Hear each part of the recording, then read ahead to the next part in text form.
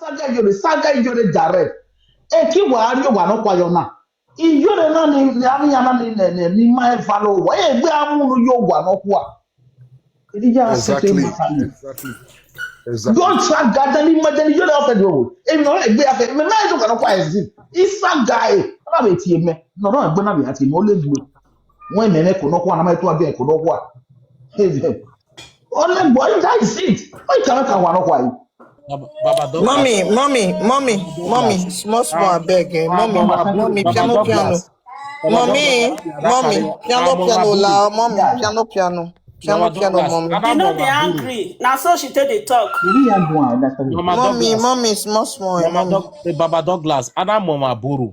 Voje l'argument a mis à nous carrer on va.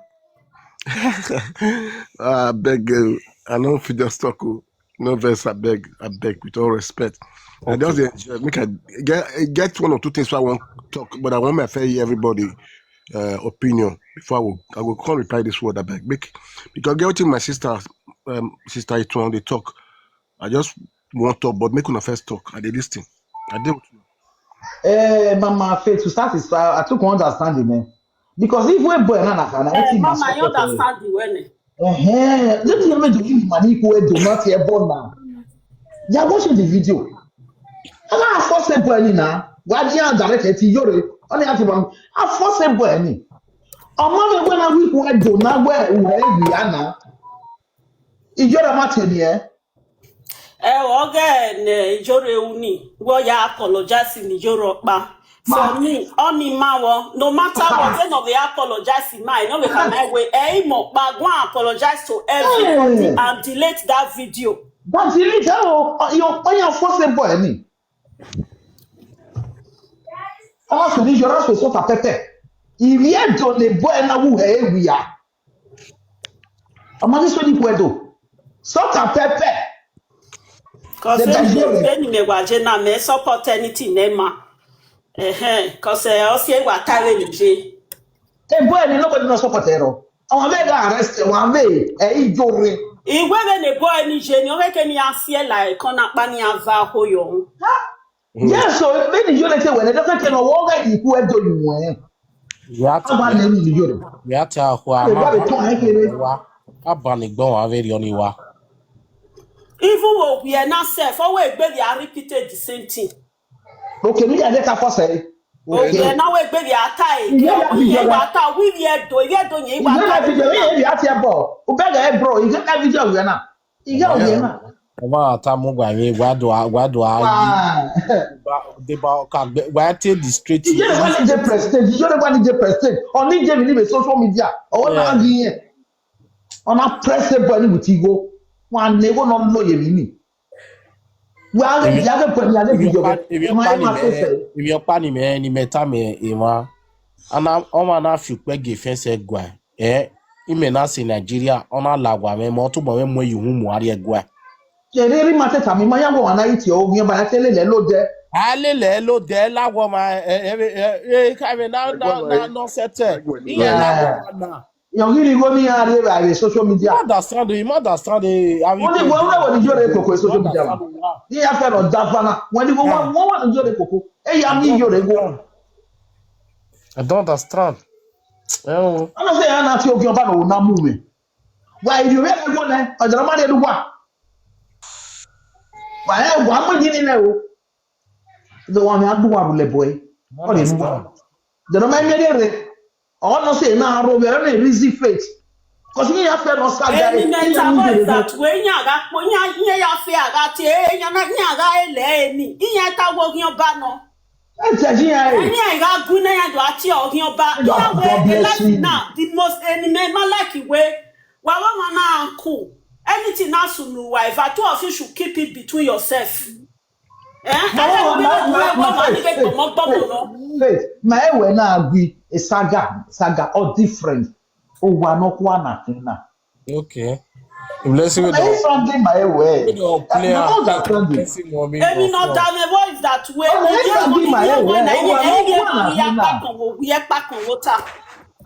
My sister, I gave me my sister. Now respected the mama need do. Then if you go on your very ugly. Okay, my yard my what telling him? Ajegeni. Ni madame of imagine. Yeah, do it here. Got here, but ni gwe oginya de o tie but My only respect na ya koki man na dey wear there. Because he have a king. because when the kiniya dona when you so aladian le niya we oni okwo kin ade anema. Hallelujah. Because who can le over one we are le bi na ya me king abi ya me. We madage pastor tagwe iya mo king iya respect king iya chief iya. Obi gbo ni we king o. Obi boni we king. O le bi na ni me bi na mama blue. Over one ni do we mass o e. Wọ́n lè kéèkì rẹ̀ wẹ̀ wẹ̀ fẹ́dọ̀ lébi kan ẹ̀jọ̀ lọ sínú bóyá mọ òun náà lẹ́nu máa rẹ̀ tẹ́tọ̀ ọ̀gbìn mà lẹ́nu máa ju pín mà wá ní pín mà kí gbọ́kẹ́ àwùjọ owó ní ẹ̀dọ̀ àgbọ̀fọ̀ ẹ̀ máa ní gbọ́ fí mà mẹ́lẹ́lẹ́ ní ta lọ. But òbí ẹ̀wò náà wè mí jọ́ kí náà ká mẹ́fọ́ wè mí jàn lẹ́nu yóò méjì. Ekena na tie po ne wa no kwa nya to taba. Ekena na ti kwa shewo Ikwo to what a shame. Face. Luwe me do ari abe ati e bo. Eri abe ke luwe we kwa ni. Eni meta that way. Eni ya mi. Iwe na ya zede. Na me yo da we na ya zede oni ye. Uti ake oweri yan. Okay. Ani mama wa e na. O wa no kwa na gba ge ga kan wo mu. Oweri yan no. Exactly. One be papa we gate ota the gate. Fancy. Because na mali dia do we e be good man na be aro be wa ma wetin ma gbe na no wa kwa. But ma let him aro wa no kwa. What we ni fiba. Okay. Man sir. So one year na be peli o weri yan vision yan. Tradition is real. I learn a tradition. Omo na respect. Omo na wa koko se wa. Anya na bi ari say na.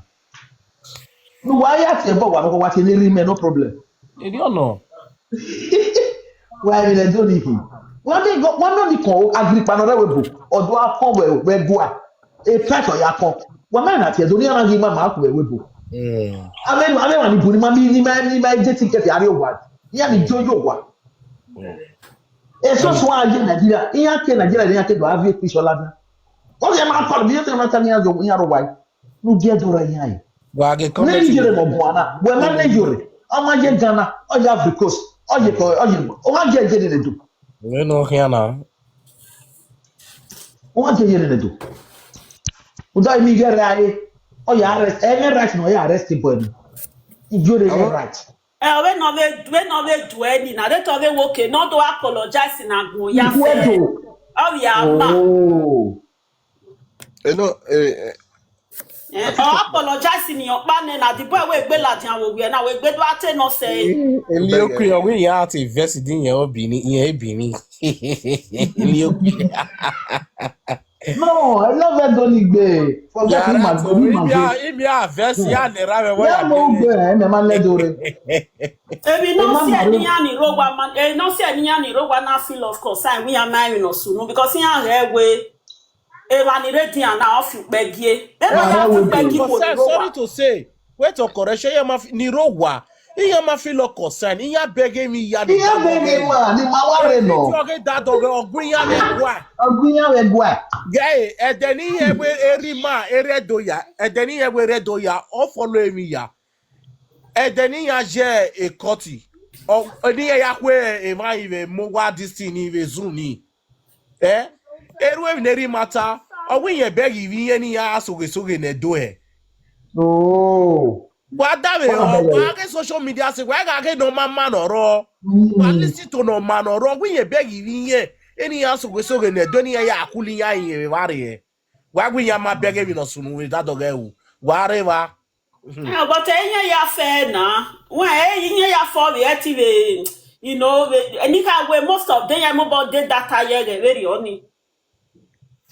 As far as we want me, man, we social media, where Papa. As long as I'm okay, social media. But any matter what is that? What is yogo no sunu webo na. O an go ro pa try we do. Come on, we be ready to get here. O si e gbe se wa gie. Okay. One Yeah, is this boy time do or where but do they go front. you now why team well because I But told you I do everybody here I think collect over na here. Oh we have everyone now. okay. I'll tell you, or we say about above and again. Don't Uh, matter. to just quick round up what I want to talk. Maybe again, another time here because we are looking from Obasogi family, Uzama, and when most of everybody, all the women or even now, you hear the man, can you hear themselves? Me, I know the respect now, me because mama been boto and Yeah. mama can carry mama boto. You know, I'm always proud of myself. Despite give you about take up women, but me alone, man, now in Magibun, we had Magibun. You can ask anybody of you know what any time we now. But in Yeah. the Yori way, social media, she's a quite the person, human being that I like, but on some kind of things, really because you want to get view, Of there are some passing boundaries. Hmm. there are some limit to everything. Because mommy social media now, not go on. Ebiako.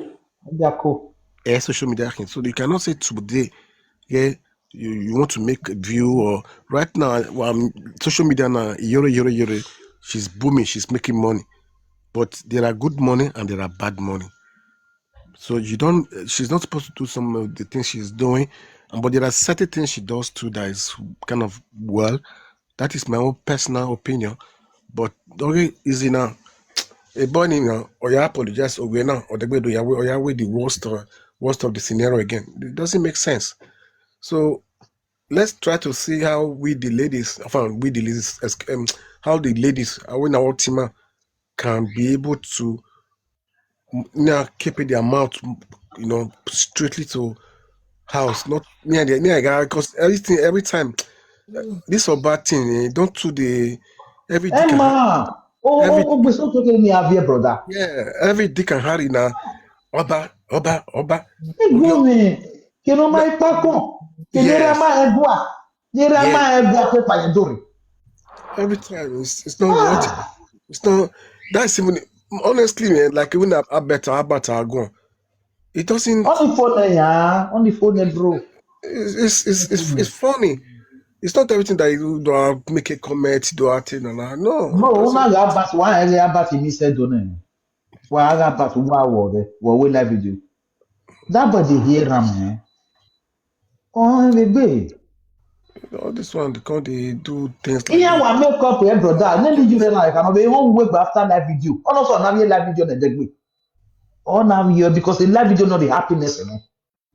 Yeah, because you All don't now get, we degbe. you Ebe don't get. o de gele here, de gele home with. Go no fe live video no lo here. Oh bege yi ni ye wo wa ge. All now we na degbe. And if you get work, you know what feed it. I mean, I did 1 week off this Christmas period. Ita yo won no mu iku edogbo to se. Emi ja ya fe a confession a page ogo ga jo we sort of pepe. Mama gele na ewe. When no eta. I ga no be this woman. I hear be say po. Wa when ye la jam wi. Wa Wa ija je ni jore ma pe kan. Wa ma wa le ni jore wa na ta. Na ene bo na ta le ni jore ma ta. Ami ne kwa ma ta Mama, how mi. you Be do ni to kick ya me support aje. you? Ewe Be ka ni to kick me to mo aje. to ya ya yo.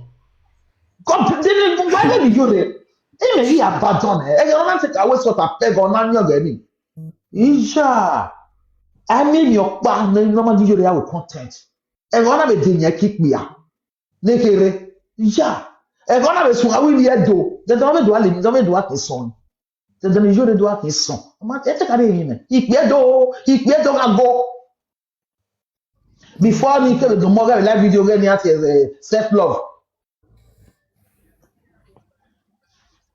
I'm not sure. Saluba, Sabaria, New Year, Macalana, no, they better than Magina. Eh 26 brother eruni ke nore Nigeria ni na gbe bobu Yoruba ke ya 26 we wala ke wa no. Wala no, Omano Wala. gwale better 2026. So me better 2026. Iji kakabo. No need there in Glasgow. We na ve muye na gbali yen na kroko that time. O me a very oni. Understand me? Hey, Father of God, nation. hey, Baba. What? You did very funny, Sha. No. That's the fact, oh. Getting up. Okay, straight at direct you no. In a way we no where if you beg no sick owe no kwani when you have mu when you balo me krukru that time. Yes, so because obviously say he or say any ana I dunu meji dolo ise ike gua e no kosane e mie do ya fe. Wa marame. Iru pe ma. Ne ko sane gwa. Igwa ye ni hawa. Hawa. The me Mama, ya time ya. Eh, my lord. forward, Baba. Na wen ko sweet. Free. Ne gwa afie ogbelu nini. We married dia ogbono de. Ko ji. Eh no eh. Mommy got you. Yeah, Eh, okay. Itagwa vire va ikia it's iruwa. just you go Australia, I know. Australia, where are you, Mama? Abi arriva aí. Ko. Mommy, Iwa be me me se me gbe like the rubbish no ya be pa gbegbo e ma. yeah, a little corner. Imagine deep, I mean, say, we Yeah. for like fame. Yeah. One way, Natana, a guy, anyway, any level, or na shati in Nigeria. Because normal level, I may know, you know, I'm sure we may be on an more or like on a problem with my old forefather, where or it's do, oppressive or do. None in a level, none in Novita, or Nika Mario Boyo, Ike, or see on a way. Because me to be me, I win me do boy, opinion, aware is not done. Let's drag the case. Maybe where we go, him, oh, me and where it's where we go, him, go on. And sorting my woman too. So I can't. So we're running where all you will another apology or where you arrested. Fine, everyta. Eh me be ta ijure. Ye me apology. Ye me apology my love. E salt and pepper ya muna. Salt and pepper. Wa beg direct straight bullet or what we are ye arrest Kakabo. direct straight Oga bullet. yare. Yes o. Oga yare se boy. Na do agwo wo no akita. Di yen ma di yen wa yen we. Now the city no the boy yourself, the city no ye. E don ye ya mo so Doji. wani. You went for them, you go for now, I wish you up. They not tell you the story. Eh, e show magba. Show up. O boda, e show magba. On e body boy na. E mi no tani. E me bijo. Why fi we do wa? E maka we tasi. E boy na ya we show brother magba. O ye gbe kan. Okay. O magba nothing ogbaro. Okay. Nothing ogba. Brother abeto e do paro. My senior sister. E mi ye ga gbe me gwa wosu mi we do. No concern next time. Owo ma ho isiri mi. Na me ho. Okay. Ye, owo do wo we no wa wetin ya wa west we no. Ye. Okay. Any buni get do wa o ma next that one happen now one no next well na don like social media me have go on next because of one go in like social media money debo Long time ago, Masses chairman, name musician, my advisor no wamagbe. Emi no su wege ni. Ogi swa na gbe, ona left wa yen dore. Ona left. Ogi swa wopa, the chief. Sometimes where nobody knows, nobody they talk. Oga, your rest too. If so smile, ikwe so inya me smile we face, inya ka mi o wani. Inya ti gbubi yo pe o. Ona we bi ikwe donu.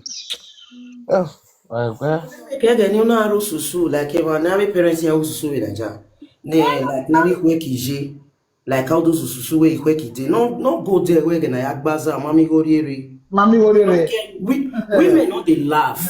Equal matter kwa we even if for home ye gbagba you go wrong. Don't let women matter. Equate that's when we are violent here. Me one like a violent king and violent queen. Anyhow we talk am. Now we get good there, we get pride. Again, I'm not just like again, it's just that Imagine man. no this. Korean me one way in another way. Korean. Me boy ni me blessing sort Ikwedo.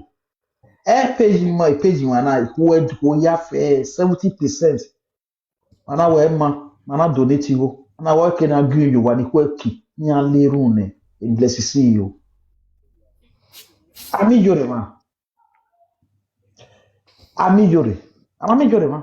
The contribution na our Iyore was inside Ogare special. Look supported himself. I'll take the blessing yeah. I want my story. Oh, but you know RSTZ. Beg agbon. Le Nigeria ni ologo. You know Mommy Sonia, I no race Chatorushi ya via utayayo.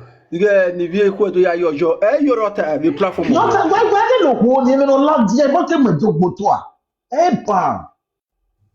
O me o pa no give wa so pa. O ye ta when na aware we sha when na o we ni o we content no. Ko say mi no go dey ya tizi pia. Opologbe. Ye na o we na content.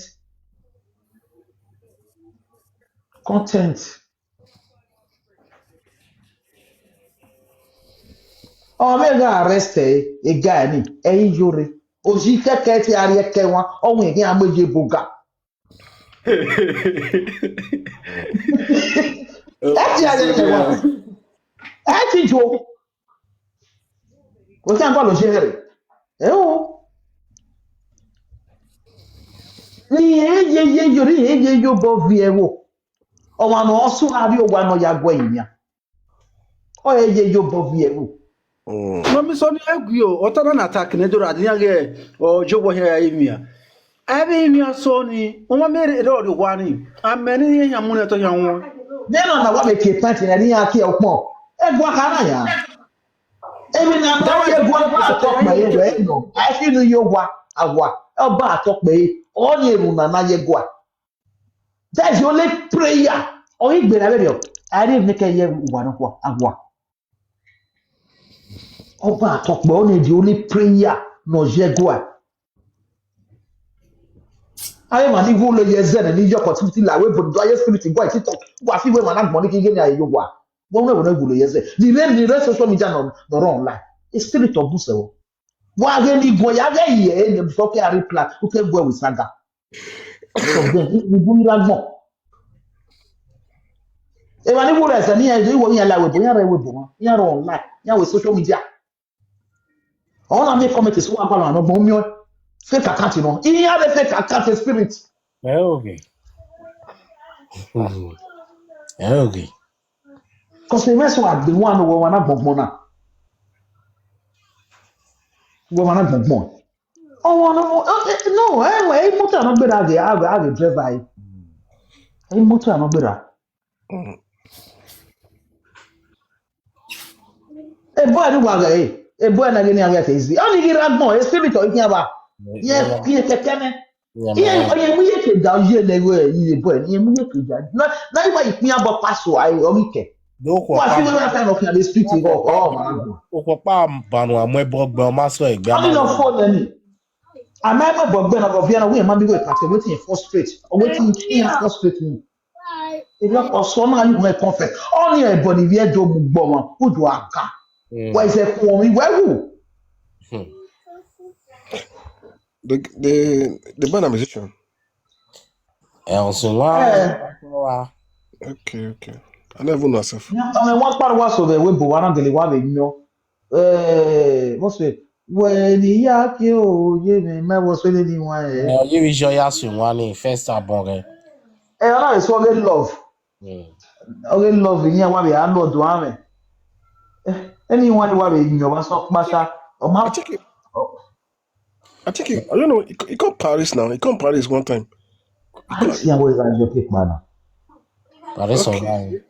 The Paris guy, yeah.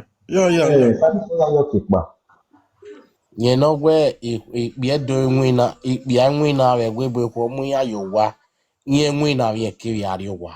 Yaki deporting ya. Okay, they don't want to deport themselves. You're deported, You're deported, babe. What's been where they yet with Shoroti?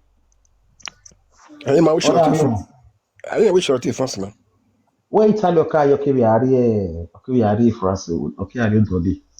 Okay, okay. Ado ti ore we bo. Adabe mu yere wo na we gwana. Ah, that's it. Obi okano ma wo no nwina. No wo no we shentro. E na me wo ni. Yo tawe ma ema na. E boy pana e man pana we deport by na we deport Italy no we go 50 years. Awe man yo mu na ne. Àwọn yẹn máa ń nọ ọdí ẹ̀ náà báyìí láwọn gbàlẹ̀ ìgbà igun fi hàn yòó náà máa ń nọ ọmọ náà a lazy youth náà yẹ́wé kí wèé dé Europe or yẹ́wé kí wèé nà bọ́sẹ̀ dò. Sister mo wa otinya loku eti amo wa bana. Yo reflat ni. Iye me waru mi ugwe. Enough control now. Ogwa gmo phone omuhe o Àwọn yẹn máa ń mi wọ́n yá mọ̀ wá ọ̀gá àṣọ bá ọwọ́ ìgò owó wá yẹn máa ń mi rọ̀pà yẹn kí mi wò náà. Ati mo wa ni yen. Me amo. Ẹ̀yìn àti ọtí táwọn after party. We go hotel. After party na hotel. After party. Ọ̀rí mi ẹ̀ là ìgò lọ lè máa máa mi ẹ̀ nọ́tí nọ mi ẹ̀ ọ̀kẹ́dọ̀ ajẹ́rẹ́ yẹn fi pẹ́ jẹ̀dọ̀. Easy guy, my boy. Wọ́n ti rò mí Iyore because ó pàwọ̀ ẹ̀ bá mi. No. Náà Iyore á wọ́ sí sọ́wọ́ ẹ̀ náà jí mi yìí tá yà á ta. Ẹ̀mẹ́nu wẹ̀ tá my dear brother a content wù yẹn yà fẹ́ yàwó content wọn. If wọ́n dọ̀ oko náà pọ̀ sàdà fún àwọn èkì ayé kéré a content náà. Òpìá ọ̀wé ni ìlànà òhèrè ọ̀là èrè content yà wọ́n. Ikweso ibe gene ogwo binana go bia ni yetuwen. Content ebo ẹni o ma fi pe yo wa no pa o ma fi pe yo Iyore worst se o se do na ye bo we mi am are gwa o ya ba no o ma ba no de ga na you go press boy ni obi ara wa ni vie do wa e content o Iyore na na content o mi na arrest o abi no with content. How a content anyway, ya uno. Yeah, you know, arrest o abi no with content because they don't have any we content here. A content wa ya mi go the YouTube maybe ko ya gbigbe abia e ku gwa keke apin o ya ya mi go ya ki no kwa live video ya ki no kwa Wow. Wow, mam Sonia, egyo. Can maybe I want to say they maybe no basina, but me so make no kuna be bebe. o ko bebe wa But Iyore bebe. o le ya na kana ze ba vie Ethiopia no ga mu yuru e ma ni bu ma wi ya fe ni Iyore o won vie ka me e ka mo pa mo jarma duan O e ko ma ni jopi amo yuru ama wo hu. ya ona we ya to oppress ona e ma wa ni ya we ga challenge. Iya bego ni. Why Iyore use ago. Ona mi ame ebe. Brother ago wọ́n Igbo. Wọ́n sẹ́ wọ́n mọ̀ sí Igbo ya stop ẹ̀ Iyore náà lọ́nà lè ní yóò tọ̀. Wà ní àmì à ukó kọ̀gọ̀nà tó yà wọ́n mẹ́ wùwọ́ rẹ̀ wẹ̀. Igbo ní ilẹ̀ wọ́n jẹ́ ní. Igbo ní ìṣẹ́ kí ni Iyore ọmọ sẹ́ wọ́n mọ̀ tó náà drop ẹ̀ ẹ̀dọ́ ní ẹ̀fọ́. Ọmọ àbí ọmọ ìgbé fún ní Igbo. Ọmọ ìgbé mú ìgbègbó tọ̀. Ruda Igbo kan ove. Ukoko gono te anwa me Iyore na drop e wa mi ame anoga ya anwa me YouTuber ni. No. Ama wo gbe mi. Ona avi o ya gbogi mi ukoko gono na ya vie ka ni. Ode ani ta we iya gba iya na wa mi ana se we ivie na iho luwe o pare no ona wa dele. Ye na de gbe sun Ona gbe amo ebe ona mo bai. Ona ma do arrest o ya arrest ziga. Ya ma bego ni. Wa la wo begi. Imani deba ma bego ni. Okay, mwere imani depa ni. Utano mu yoro mu imani depa ni to ma we. Muta ona mu aburu ni ala wa lele demi, elelo ma demi. Ni ba ka wo re hian. Wi ga we seji no ma, wi ga we seji no ge. Nothing. But do vi medo ami emila mi vi na ge yes am aburu. Ado ami ge yes. Obi vi eto so. Mommy, you're attack by say, oh, no, it's say, well, even na unaji. Oh, my, oh, you boy, oh, yeah, VA. What's all about what we done? But they just think a nigga, oh, but here, but Nika or Gima, yeah, or Guna, but that's what I tell no, tell you what's here, and I make a Bonogas, Naga, or say, but what's a man, Mufua, Bessel, if you go on a Muji Camaro, the or no Marukmo, no Maje Traza, no Riru, if you boy Yakbo, or not your wife, but where would but another mere yes, Emmanuel. No, what mere money roll and any Yamaga or no Riru of your boy Yakbo, or not your waga, okay, baby boy would there. I feel I say, no. I say, no. Oh, you a bonnet now, I got a new one. A new one, oh, the belly variable, the belly lady. Oh, very lady at the bay, I gave me Joya Hamega for going over than the Luciano. They don't know, they just figure yes. Oh, what's here, but no, then again, no, you cannot buy no, you cannot have okay. What take a pocket can he? Yeah, a guy, all up on any Your body, really, don't know.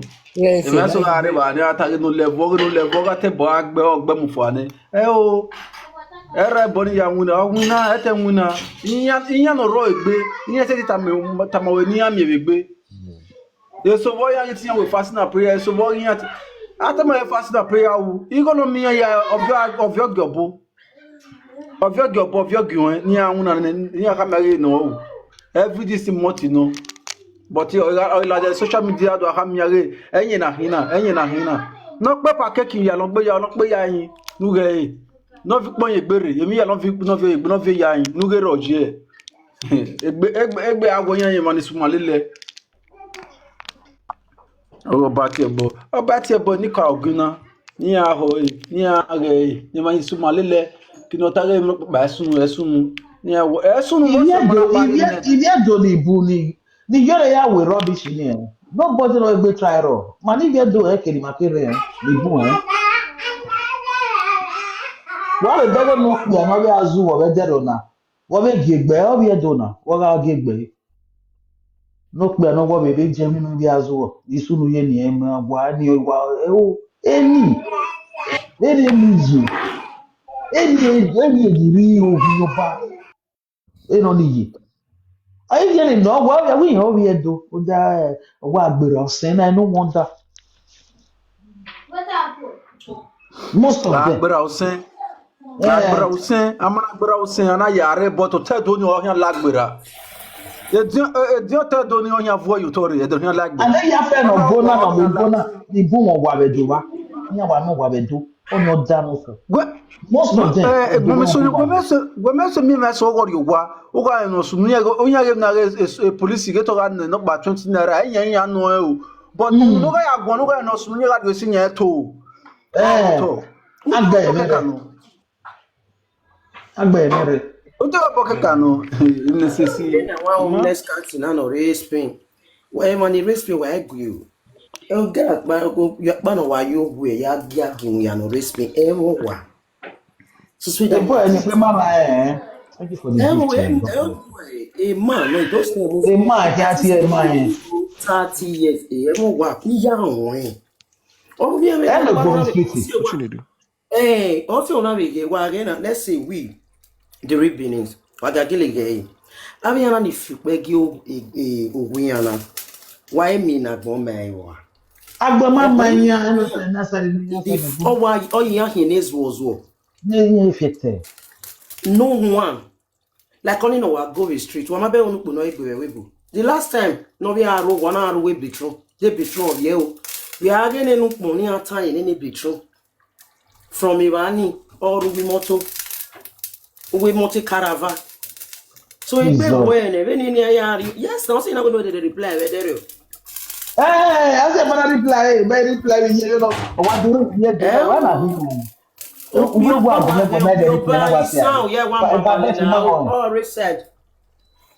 If I bet you my you also be mego even Sato. Anna, why one if you get do me like Ye son Iyore ye ye do so ere ni ama begba. O we son. Eh sata ogwe ni ejeze ye we mara na okay no need. Imagine play. What? So Eh what do you de. want to quell the frustration? And while most of them, wow. No, but I'm not going to boy to the Oh. no, but I'm not going to boy to the so see was in bo. No, me social media na no talk bo. O ga gbon ga ri agbo okay, I saw more really as e dey mu ihu hioma. Obo yen so ba son e dey keka ere do avano. E dey keka do avano na mere yes. E dey we gbere na nia. Emi ya yes ni na ason ise oko egbe enyo omi nere mi osoro sero giaso e dey egbe odo avano. Esobo gave most of yanu age na na mere yes. Ogion bayan ni ama aburo ne. You see them. Here room talking about it till 2 o'clock. Eh de wa gbin Till 1 o'clock, ayo. till 2 o'clock, till 3 o'clock. Udo wagi avie. Ogi avie ogo bere. So when you avie e ga vana ni se tira ebie ba vala ka 2 hours or 3 hours. Ti audio net yere yare TikTok ti dey break. E ono vie. Udo no mie so yi. Owe ni mi owe we yen an love ye ni yen mi. No ri uyo to o. Almost. Almost so right. O do ba e o bie, o do do ba ai ja. Iyore. Ah. Walao mani bi do walao. Why get ga jo wa no kwaku. Please. Missing here, oh, money, no, hey, like mommy, hey. We the really proudly being people, my king, my when I so raw. When I gave me to me, we are partly understand. But he obey re the real motto. I mean, ni gueri and guavi social media now. Yeah, man, active background here.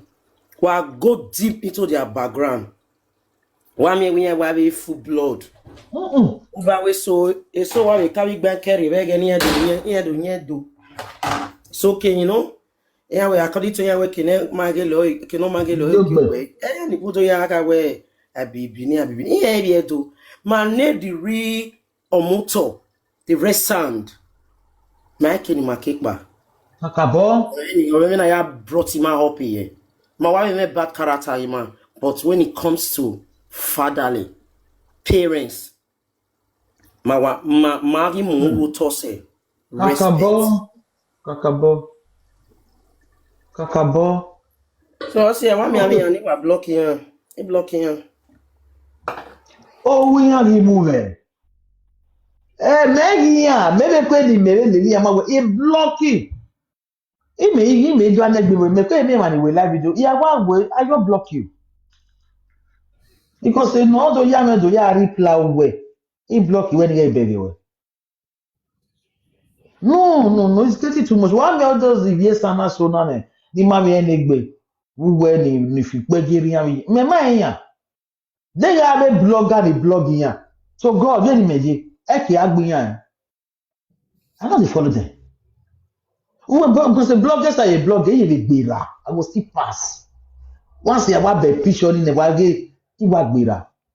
Ọmọ no mind negbi, all total they can wash it wash wa ati e boni ra. All total they can wash iti e boni je, all total okay. Ọmọ no mind negbi no. No, God forbid you. Yeah, some like any saga na ro. Oh, we love him, every saga. Because with you ta, if what to tell me I went to against saga, maybe why our here, but no, it's a team. It's a team. It's a team. Have you igbera or a block? Did you say a sister na remanasi your man go away? Ver magwa metero no ta age. Nase mi age no ya la do si e ma egu an e sta no toto. We are na Yeah, so ma egu. we are thinking not but we no go marine. No je na ma we we agbe. Ati ebona ebo ya fefefe ebo ya fefefe ahead ha meno do dagbe I get do ye problem. ya ti ebona no do ya agunto ana do ya agunto na ro pa na ve do ya agunto na ni oni o mo na ve do mi yes abe mo Ale aburu aburo. Ani ka tele e wa ya wonye boka. Igbe we metere. emre Gero we wora emre ndisha. Wali abasu we ni atrago. Evali avase ye hama yi wege ete matero no avase yi wonu wege emena wege nini wege maso no wo abemiku o ya woni ne mine iya do vembob no rebo ni sete o ga edin o oloku no rebo ni ya do tie ejo iya go no mo bobe mi na iya tie ejo do ya tie ni o da wo oloku ni na ni ya won agiyan gila o da wo di no go ni ya gila they have to be passing the back o ya ali ke so edenia mi amegbin ayo wala ni ya iya ya loda oni o si iman le ni here na ni iya mi amegbin ya iya mi amegbin ya yo wala ni iya na ka ma get to apologize to we so you represent all the women or rewo na ni you kweto no rewo bu no eruda nyo yesige nyenya kama nyo yesige no ma ke na mo yesige ji no ma so oda wa ni ru ejo ba ni de oginyo yesige igbesi ya ga me ga fi wu original yesige idia no na we na mo aburu ibe de so ya ga le lo ma wọ́n lọ sí omi yẹn ni bẹ yín àjọ ẹni yẹn ni yín àjọ ẹni èso wọ́n yà yín àjọ yín àwẹ̀ tòrò ní ẹni yẹn ọ̀rọ̀ ní ẹ̀bọ̀ yà gbé yẹn ọ̀gbẹ̀ lọ́tà òtúlù ẹ̀. èso wọ́n àwẹ̀ tòrò ní yẹn. Ẹni ló tí a náà brọ̀dá ní táwọn èèyàn sọ lè social media ya work yẹn. Ẹ má bùn for example ní use ẹgbẹ́ yẹn make example because yíyan náà nọ Iyore náà na carry live video ní Facebook ò bọ̀ náà pàfẹ́ yàn kéde láti TikTok. Wa mi abi yana na wa ge Facebook wo dana kan yana ka kun yo ba se mo iwe TikTok okay ge ni ya wa Facebook yin pa aroduku yin ti aro bi any body no rototo TikTok na amwe wan ladukun night board you talk your way I talk my own my ti ro bi gbegbe ni ra we sagaba yes ge de Facebook yin pa aroduku wa ni ya offend when you are road ni ya road bi ya gbe comment gbe se ya te bo ni bi ya man ni ya offend o do best ni ya na no lead ya a problem egelo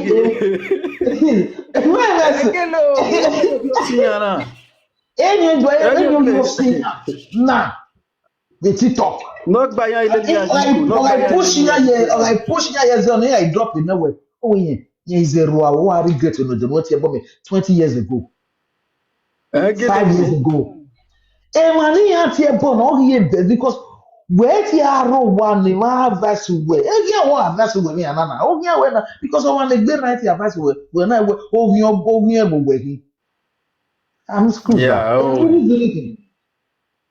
because even so abo hiyo gile advice o hiyo advice o ma even so na police even so na go bro o be an experience na o be am mafia abi man o ni am we body ala se o ido o sin ana no advice yan to fire o kin aro yan yin kan iwere okay men no viene men no la bi social brother Kenyatta is a ruai yeah I think we go say what you drop ban why drop no where maybe we happy me ban we happy let's go one why drop no where on your money na is a ruai o fi gbe ti e is a ruai me I feel to happy me that's true e mana ya fair na all this social media we manage learn when they present the problem no okay no advice yan bad no e best yo yan we ma me zo ezian mo bi no rigbi na no fi no you wan almost a week na ni awe ati ni 50 O man na ni no take out here. Ni jore wo here. Ivo wo here e ko no here ni ati man na.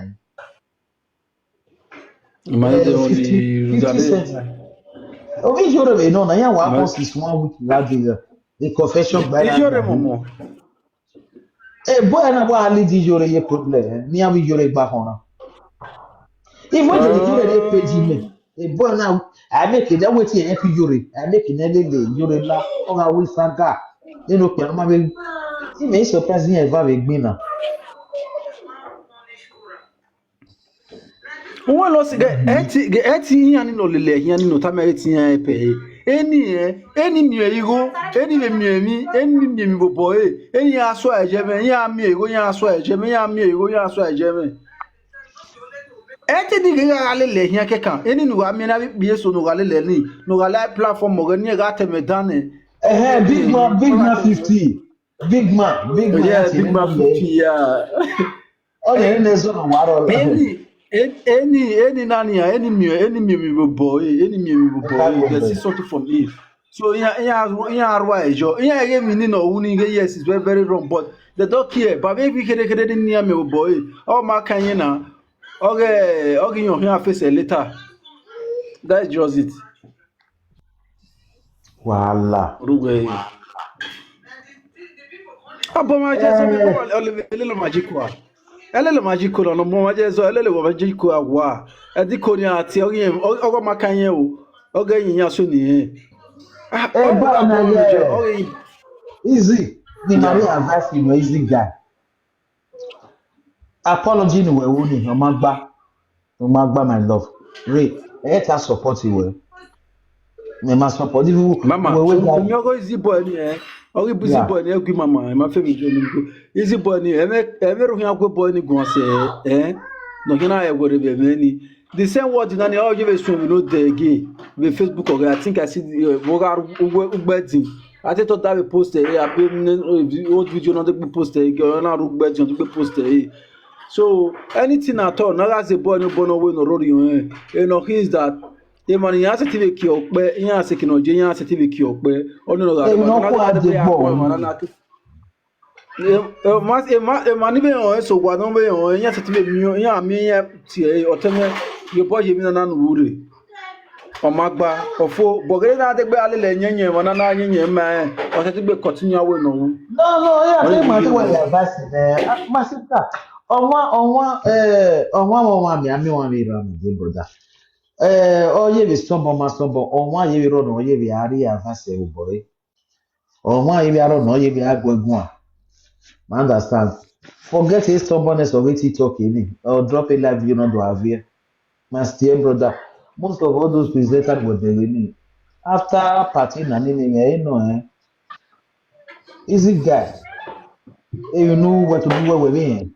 What to do we no yagwa o ma make sense. Always show we go me party no we we party yan wo kokko e wo ga nobody. What to do where apology no we ni jore ni e o. Wa bi jore na we saga another thing niki. The saga wa bi jore u niki. But all that jolly we go aka ni my dear. Apology no o ma make sense. Ele ya apology. Wa imi jore. Uwa emia muti ebone but in case you no concern Benin Iviedo Iruwiyan wa kiabe wa apology we so ni Iviedo yo because we are at ebony Iviedo we aso eniyan ye wa Iviedo ni re Europe Iruwiyan ya we my dear brother ama we know with content but sometimes we are use them when yo wa me we lose the boy lose the so when a social media I go wanna make gbogbo to a social media. O ti very very dark night ozuo. O ti agun akere. O wi yan da face single mother. E ma ni kori o boy je ye ke. E dey. Easy guy. E dey. Me boy na we se wo na ge e wo na no je na ni ala light ali. E Olivier. E dey oni bi a wo da la e wo ni. Ona so aro bi e duro bi ran. Ya ge Olivier na. Ma me like Olivier. Yes. I like Olivier.